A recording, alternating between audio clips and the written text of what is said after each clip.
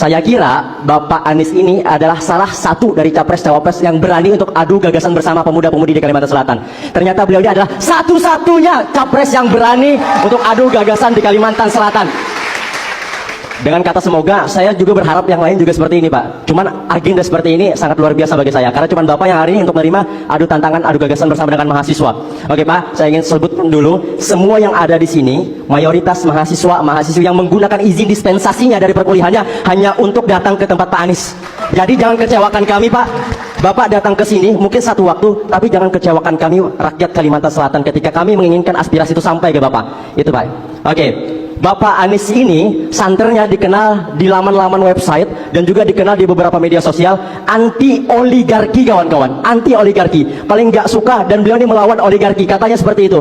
Nah, Pak, kalau memang ini bukan gimmick, Pak, ini bukan gimmick dan ini bukan clickbait bahwa Bapak melawan oligarki hari ini, maka saya adalah orang pertama yang bakal mendukung dan mendorong Bapak untuk jadi presiden kalau seandainya memang benar ingin melawan oligarki.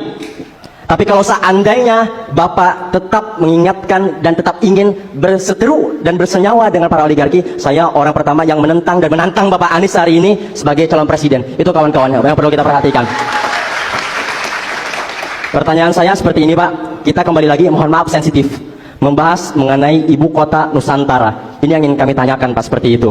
Jangan menggunakan bahasa yang generatif, jangan menggunakan kata-kata, karena beliau ini memang si ahli kata-kata, kawan-kawan. Maka karena itu, jangan gunakan bahasa yang jawaban setiap media sosial yang hari ini menawarkan untuk berbicara dengan Bapak mengenai IKN, itu selalu saja pasti jawaban Bapak bukan hanya IKN. Jangan IKN, tapi kota-kota kecil bisa menaik hingga menengah, menengah hingga besar. Jangan itu, Pak. IKN ada di Kalimantan. Saya ingin tanggapan dari Bapak, bagaimana kalau seandainya IKN ini nggak Bapak teruskan, dan ada ratusan ribu hektar lahan yang sudah dikonsesi dengan izinnya, dan terbengkalai begitu saja.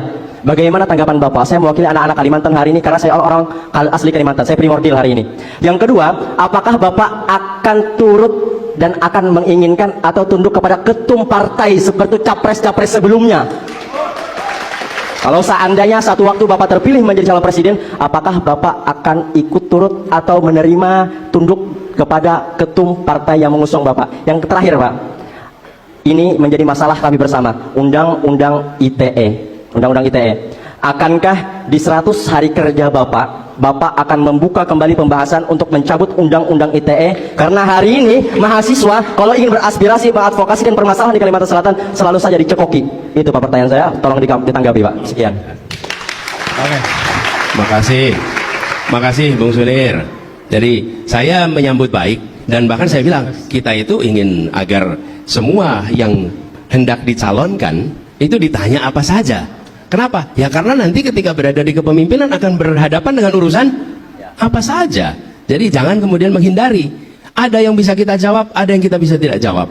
Ada yang kita memahami, ada yang kita tidak memahami. Tapi satu hal yang pasti, kita terbuka untuk dialog, dan itu yang kita kerjakan. Dan saya ingin sampaikan terima kasih teman-teman mengambil apa istilahnya tadi? Izin dispensasi, ya, satu. Dan yang kedua, tadi ada pertanyaan, apakah Anda akan melawan oligarki? Tidak. Saya akan melawan ketidakadilan, itu yang akan saya lawan. Oke? Kenapa? Saya tidak mau menjadi memusuhi satu pihak. Saya tidak memusuhi siapapun. Tetapi bila Anda melakukan hal yang tidak berkeadilan, maka tugas negara adalah menghadirkan keadilan. Jadi bukan subjeknya yang harus dilawan.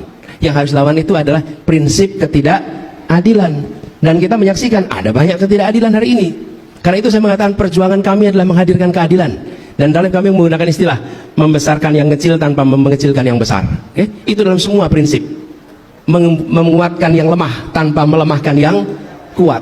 Dan itu yang harus kita lakukan. Tapi kalau kita sudah memutuskan saya mau melawan dia, maka kita jadi subjektif. Kita jadi diisi dengan kebencian. Kita bekerja dengan rasa marah. Kita bekerja dengan perasaan permusuhan. Republik ini sudah terlalu banyak permusuhan. Republik ini selalu banyak dipompa dengan emosi-emosi yang membelah. Karena itu saya katakan kita ingin menghadirkan keadilan, gitu ya, Bung Sunir. Lalu yang ketiga, IKN. IKN itu undang-undang, okay? Sudah ditetapkan sebagai undang-undang. Karena itu saya katakan sebagai undang-undang sudah jelas. Sekarang ada sumber daya nih, ada anggaran 400 sekian triliun. Mau dipakai untuk apa? Ya, mau dipakai untuk satu titik yang dimanfaatkan oleh pegawai negeri, oleh ASN, yang nanti berada di situ apa? Aparat pemerintah. Aparat pemerintah yang berada di situ, orang yang bekerja untuk negara. Di saat rakyat kita hari ini membutuhkan tambahan puskesmas, membutuhkan tambahan sekolah. Anak yang putus sekolah karena kurang sekolah masih banyak. Jadi bukan soal IKN-nya, ini anggaran kita mau dipakai untuk apa sekarang? Hari ini kita masih punya PR begitu banyak yang pada waktu sekarang urgen untuk diselesaikan. Guru honorer kita belum diangkat karena katanya anggarannya kurang. Kenapa anggaran itu tidak dipakai untuk mengangkat guru-guru honorer kita sehingga itu bisa menjadi guru? Jadi bukan soal IKN-nya, ini kita punya anggarannya nih, mau diapakan? Kalau anggaran itu tidak diselesaikan, digunakan untuk urusan yang prioritas, oke? Tapi urusan yang simbolik. Simbolik. Ada di sini, kita semua ikut bangga, kita semua ikut bersyukur, tapi bicara persoalan urgen di negeri ini masih banyak urusan yang harus diselesaikan. Jadi undang-undangnya sudah ada. Tinggal soal kapan kita menuntaskannya, mengikuti kemampuan ekonomi kita. Dan itu yang saya maksud, ada urusan yang urgen. Bagaimana kita menjelaskan pada guru-guru yang tidak diangkat karena kita kekurangan anggaran, pada saat yang sama kita sedang membangun istana untuk dipakai seorang presiden. Gimana menjelaskannya itu? Sulit kita.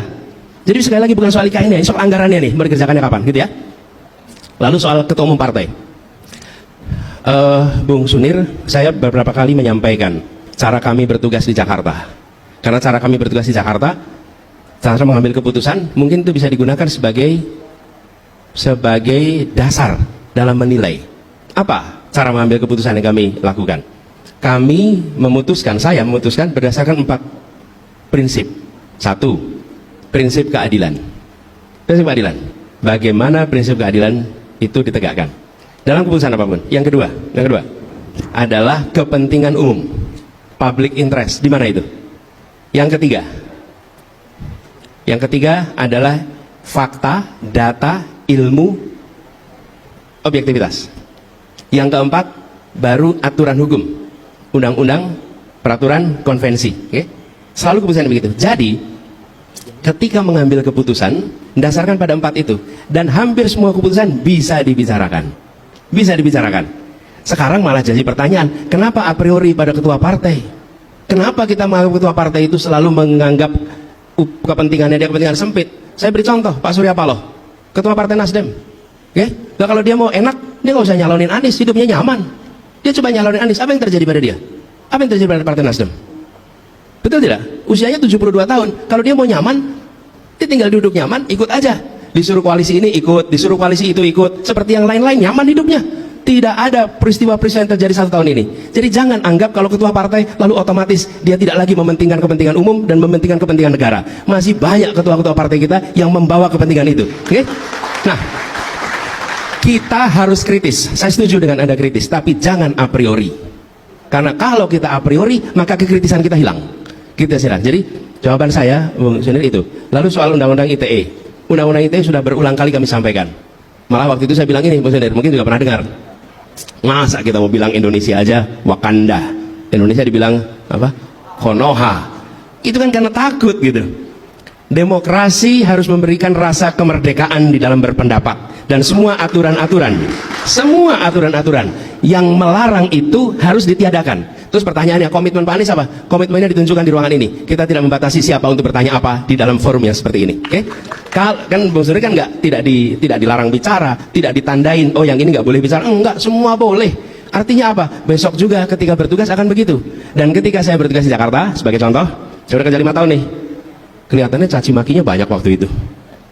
Serangannya nggak kira-kira dan terorkestrasi. Pertanyaannya, adakah di antara mereka yang melemparkan fitnah sekalipun pernah dilaporkan ke polisi oleh Gubernur Jakarta? 0. Tidak ada, sama sekali.